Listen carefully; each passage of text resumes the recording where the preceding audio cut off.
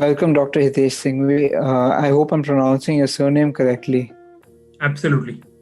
Okay. Welcome to this dialogue on World Health Day of Business, BW Business World. Uh, I'm just going to say that we have you as a very special guest, and you are the consultant head and neck oncosurgery, Fortis Hospital, Mulund. So my first question to you would be, like, how has the last 1 year been for you personally and professionally? So professionally, I think it has been a complete new learning from me. You are doing the same things, new way. You're operating with lot many clothes on, lot many layers onto your body while operating. And normally oral cancers, when you operate for 5-8 hours altogether. First, we were without food. Now we are without air, of course, breathing through 3 layers of mask and etc.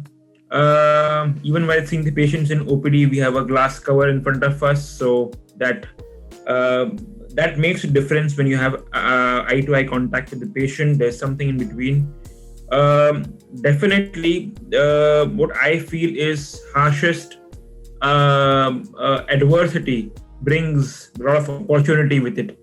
So in this last 1 year, professionally, we have built a new box called tracheostomy box, which we have invented on our own patent. We have also filed for it to be a patent in which we do tracheostomies in that box so that it causes less of the collateral infections so doctors and nurses can have. And if you ask me, the complication rates, are they different, or is a day the length of hospital stay increasing because of post-operative complications along with COVID? I think we have a beautiful study. We did a study in which we have compared patients, especially cancer patients, operated during the lockdown period. That means from April to August. Okay, and we operated about 200 cancer cases amidst lockdown and especially during the peak of the COVID. And we compared it with those patients who were operated before COVID, that means in 2019. And fortunately or unfortunately, there was no significant difference in the complication rates, no increase in infection. Of course, we took all the precautions. We had a protocol in place thanks to the management. Every patient was tested for COVID RT-PCR before getting admitted.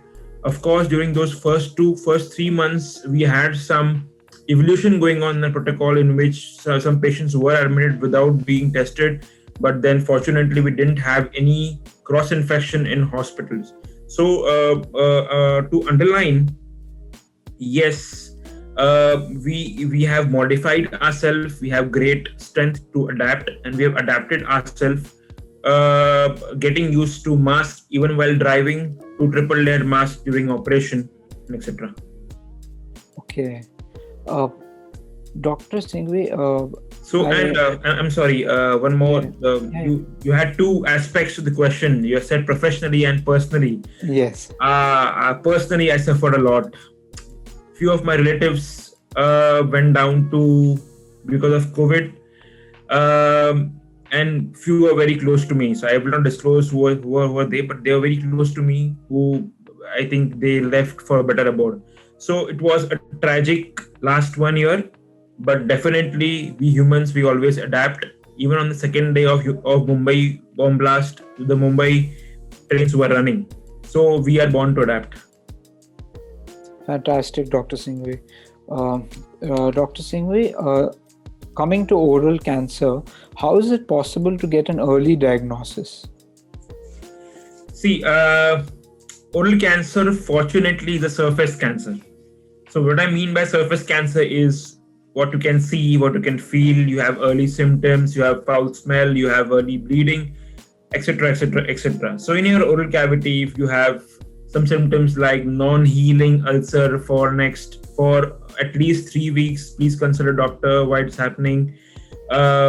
symptoms like bleeding on non-provocation. That means even without touching or brushing or causing any insult to the gums, it bleeds. Then there are chances you might have oral cancer, especially individuals who are high risk. That means who consume tobacco, who consume alcohol, who consume areca nut, who have poor oral hygiene, or who are continuously having chronic mucosal trauma because of sharp tooth or ill-fitting dentures. All these individuals are high-risk individuals, and they definitely need to get screened before it's too late. So, fortunately for oral cancer, screening is the best tool to get early diagnosis. There is no investigation, no CT scan, MRI, which can help you. Early screening means examination by a trained individual will do everything for you, which a screening or which an early detection needs in oral cancer. Okay. Do you feel that the cases are rising in our nation? Yes. So there are two aspects to it, I would say.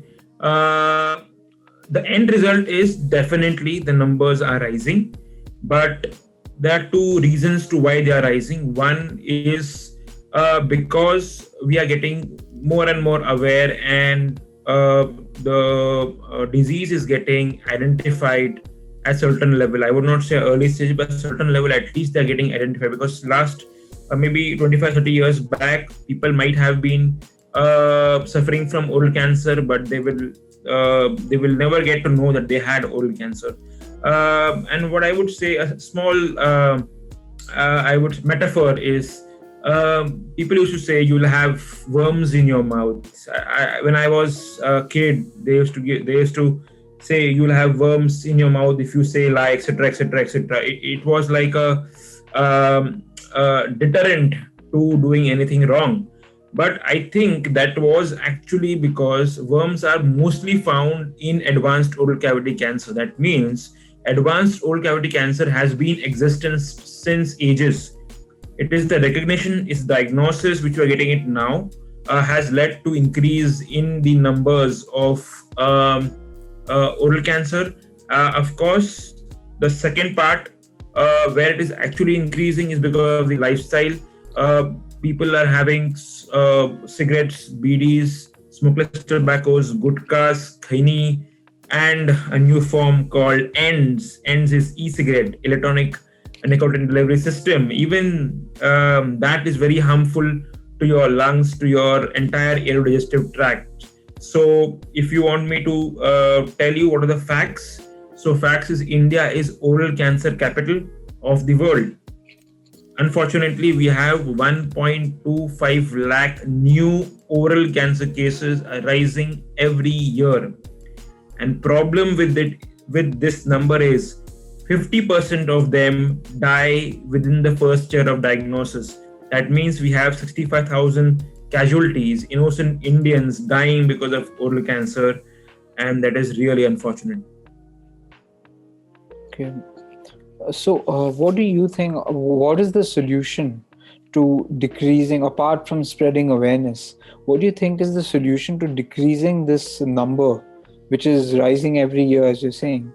What can we do? So, as I have told you earlier, that there are two ways in preventing. So, you asked me how can we prevent oral cancer? It's like there's a primary prevention and secondary prevention.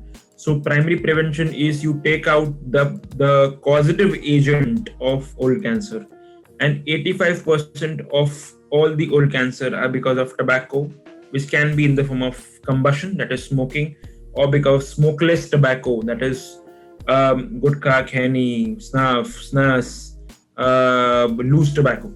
So if you can prevent individuals in the consumption of this product, definitely in 10-15 years you can see the decreasing trend of oral cancer.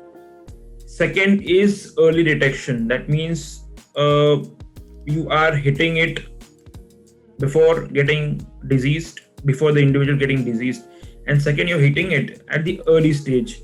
So early detection, as I've told you, if we can screen the individual. So one of the study in Lancet published in 2005 by Shankar Narayan et al. It said that a screening of high risk individuals can save up to 37,000 lives every year. So, the two important mantras which can help reduce the number of old cancer cases and the mortality due to it is: first, we need to have a tobacco free world, and second, we need to detect this disease at early stages.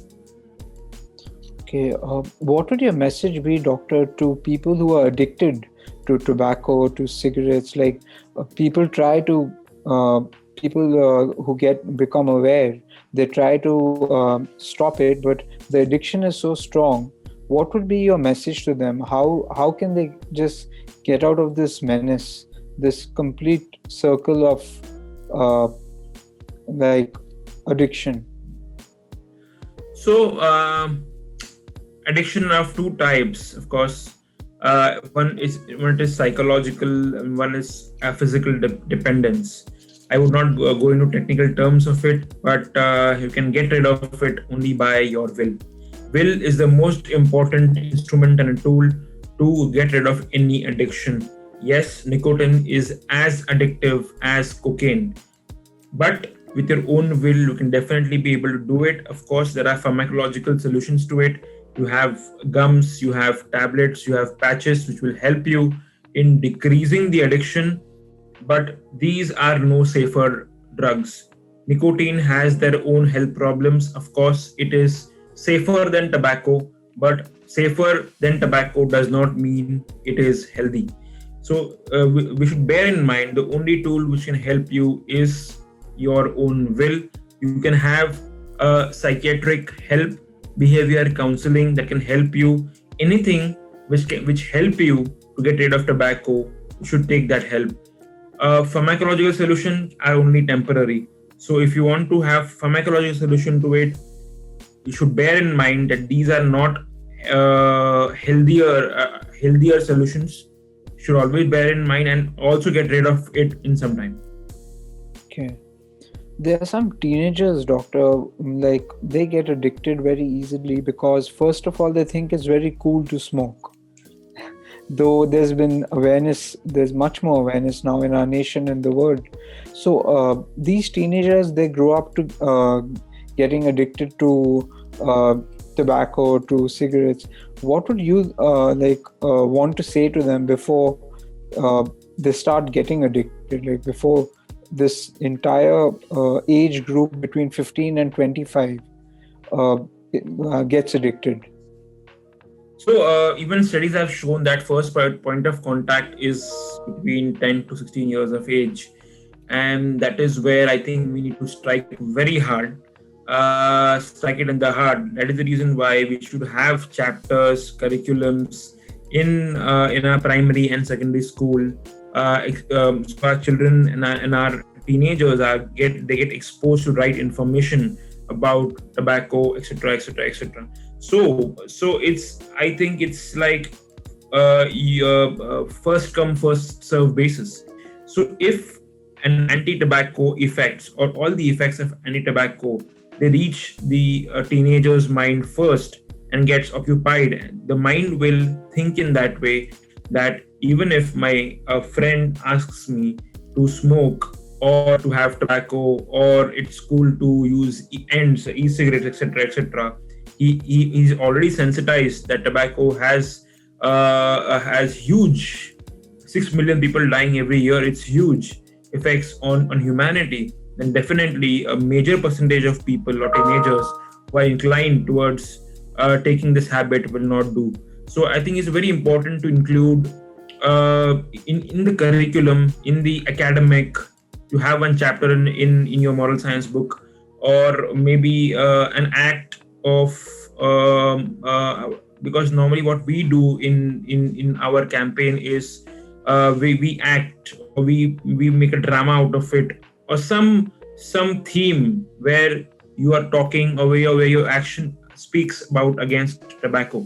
That will definitely help, and it's like an inception which you make, a seed which you bow in your mind, in a teenager's mind, will definitely help to grow trees which are without tobacco.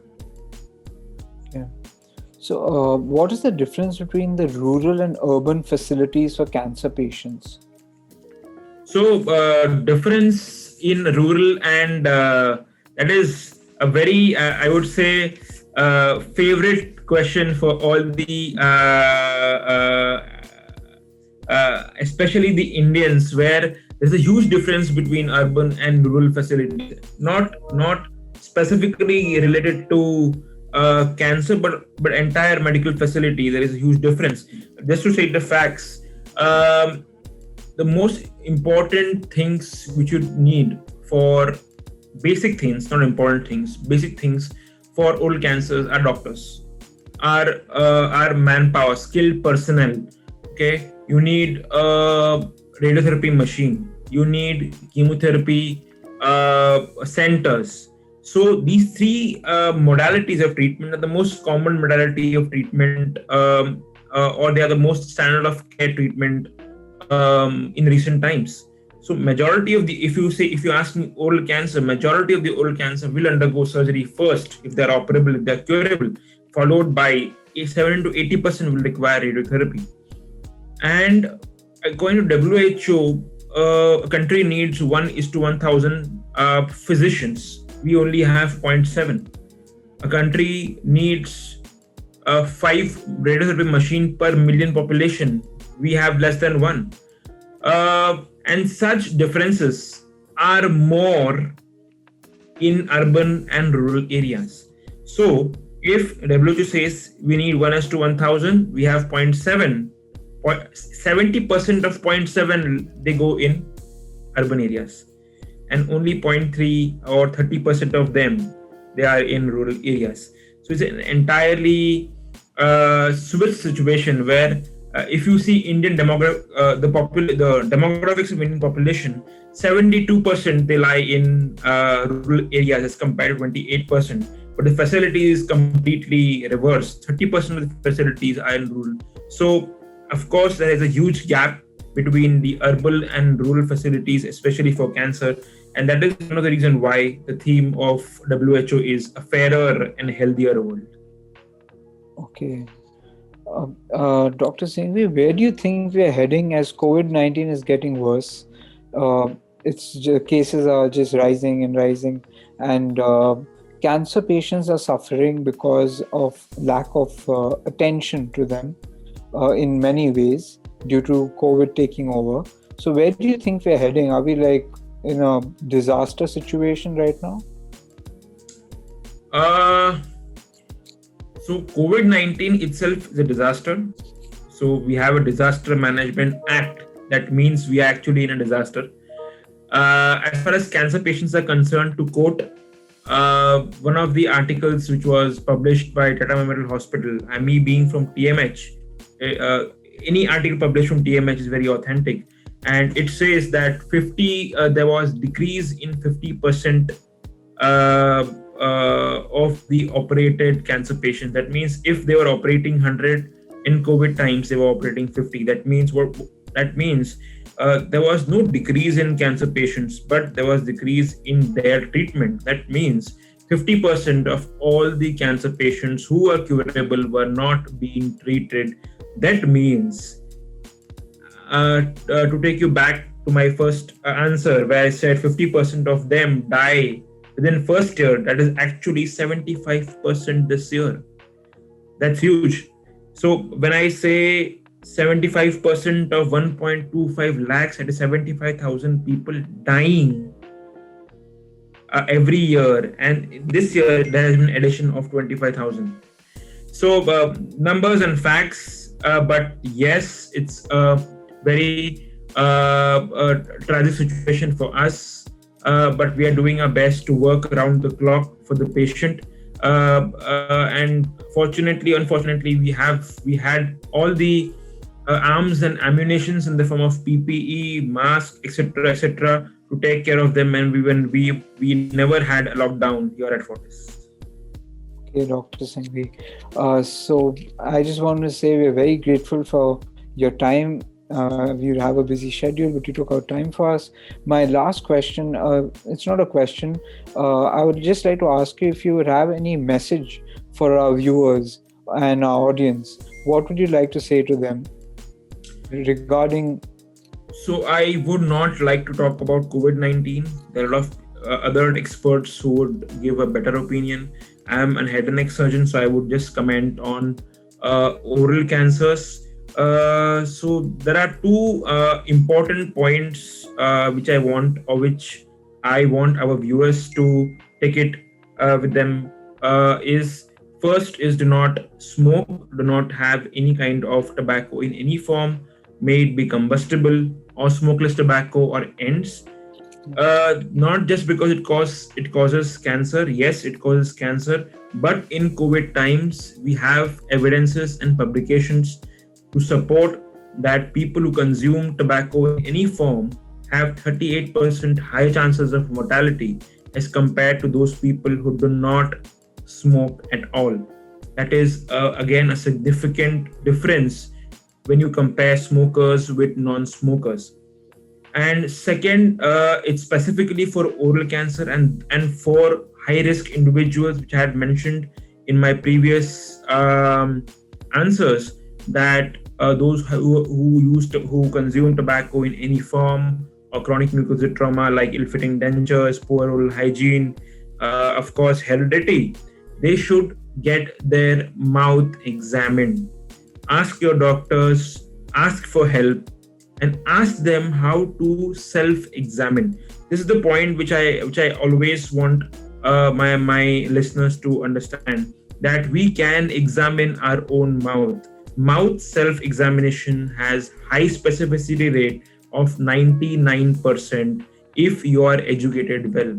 And this is not my numbers. These are the evidences in the literature. You can go Google it and understand. So my point is, mouth self-examination should be high-risk individuals should be trained for mouth self-examination so that we can catch the disease in early stages. Because if you catch oral cancer in early stages, the survival can be to the tune of 90%. And similarly, on the contrary, if you catch them in the early stage, in the advanced stage, the cure rates are 40%. That 50% of difference you can cover if you can educate, if you can motivate, if you can train your high-risk individual patients with mouth self-examination. Thank you so much, Dr. Sanghvi, for your time, and this was very insightful. I learned a lot myself. Thank you again for joining us. Thank you, Kavi. Thank you.